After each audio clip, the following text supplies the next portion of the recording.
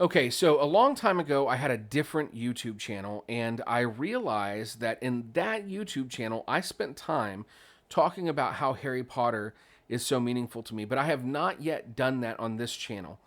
I am having a little bit of a hard time doing book talks right now, but I do hope to get back to that soon. But what I am not at all having a hard time doing is taking a minute to talk about the stories that are the most meaningful to me. And there are a number of series that have been deeply, deeply meaningful to me that I want to spend some time really talking about. Today, I'm going to spend that time talking about Harry Potter. To give you some perspective on, well, first of all, if you can't tell, we're in sort of what we call our playroom, which is sort of a guest bedroom that we've that I get to decorate, and this is the Harry Potter section. I've got Harry Potter. I've got a Fantastic Beasts and Where to Find Them poster here. I've got a Harry Potter and the Order of the Phoenix poster here. I've got some Funko Pops behind me, including Hagrid, who's standing on top. My wand collection, which is missing. There will be 3 more added relatively soon. And then over here, I've got my Harry Potter books. And there's a few different series there. There's the original series, including you can see the 2 script books for the Fantastic Beasts movies and the Cursed Child, and then the Tales of Beetle the Bard, Quidditch Through the Ages, and Fantastic Beasts and Where to Find Them. And then down below, I've got my illustrated editions and a few extra books that I've had because I've been a fan for a long time. At one point, I had so many more books. I sold a lot of them. There's some that I'll probably replace at some point. But Harry Potter has meant a lot to me. To put this in a little bit more perspective, when I was a student at Dallas Baptist University getting my bachelor's degree in 2008, is when I started that program. I joined the honors program, and as part of the honors program, you were required to write an extensive essay that was your honors bachelor's thesis. And I wrote mine on Harry Potter, so I spent an entire semester really deeply researching Harry Potter in order to write a paper, and was fascinated by the things that I learned as I was reading it.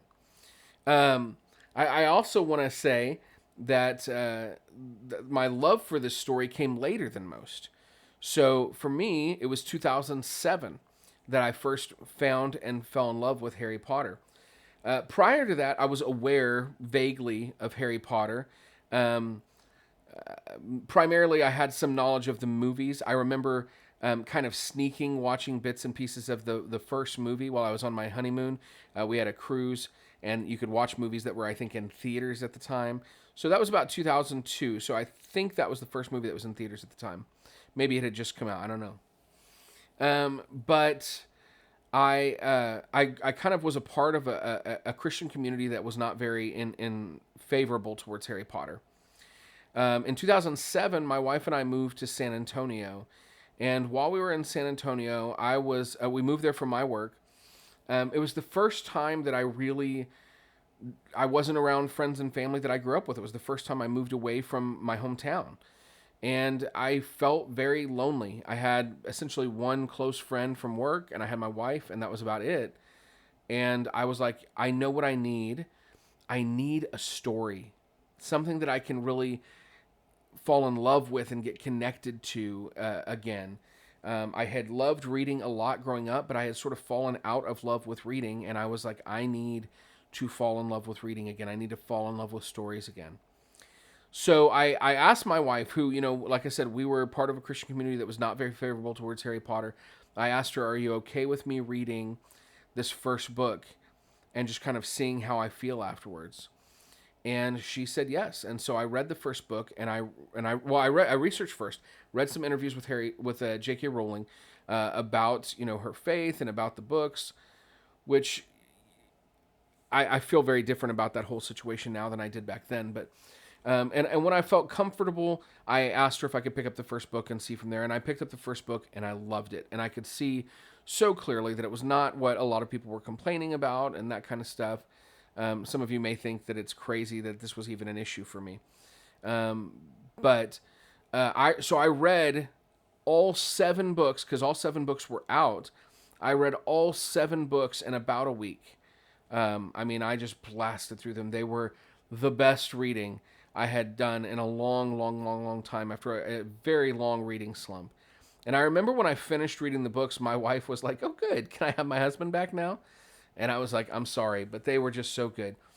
I was so deeply invested, and if you've read Harry Potter, you know that there are funny things, and there are heartwarming things, and there are tragically sad things. And there were times that I would, bawl my eyes out at things that happened in the story, but it reignited a love for reading in me. And ultimately, it's one of the things that led me to making a career change, because I realized that I did not want to continue pursuing the career path that I wanted, that I was on. I had considered for a while the possibility of being a teacher, and I wanted so badly to instill the same love of reading that I had in people who that love of reading had kind of been pushed out of them by school. And so that's part of why I decided to pursue becoming a teacher. And I've just finished my 10th year of teaching. I've also finished my degree to be a school librarian, and Harry Potter is a big part of that too. I just want to continue to pair kids up with magical books that mean a lot to them. So I want to showcase one other book while I'm here. And this is not a book talk per se, because you can't really get this book. If I can reach it. But this is one of my prized possessions in my Harry Potter collection. This is a book called Dear Mr. Potter. And this book initially was put on sale. It was almost like, like a Kickstarter type thing, but quite a bit earlier. But it was put on sale specifically to benefit charity. And all proceeds from Dear Mr. Potter directly benefit the Harry Potter Alliance and its efforts to improve literacy worldwide, which I thought was really great. But in this book, this is letters from fans of the Harry Potter series. Most of them are to Harry Potter, and they're about the impact that Harry Potter made on them, which is so awesome, so amazing. My favorite story in here, though, and I've shared this story with my students before, is there's a letter in here from Ivana Lynch to Luna Lovegood. Now, if you don't know who Ivana Lynch is the person who played Luna Lovegood in the Harry Potter movies. And her story, which she relates in this book, I'm trying to see if I can find it real quick to kind of show you. Yep, here it is. So you can see it has obviously a lot of words, but there's also, for a lot of people, there's pictures. There's, for some of the other stories in here, you'll see actual letters handwritten. But for Ivana Lynch's, she tells the story about how she was wrestling with an eating disorder, and she was actually in the hospital when one of the books came out, and they allowed her to leave just to go get that book. And she ended up auditioning. She really deeply connected with Luna Lovegood, and she ended up auditioning for Luna and getting that role. And she talks about how Harry Potter was one of the things that helped her to deal with her eating disorder.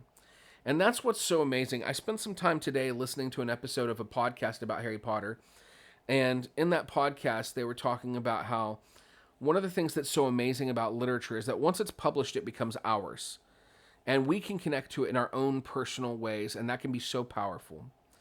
There are characters that I've connected with in the story that have taught me so much about myself, and have taught me so much about my family, and have taught me so much about being a good person, being a loving person, being a good part of society.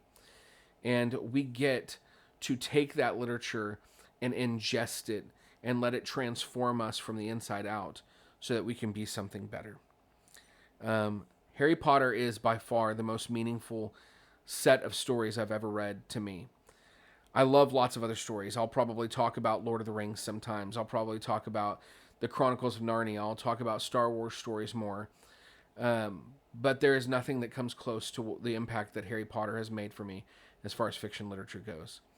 If you've never read Harry Potter, and at this point I know Harry Potter is not new. It's old, which is crazy, right? It's crazy to think that the first Harry Potter book came out before I graduated high school, and at this point I've been out of high school for 21 years.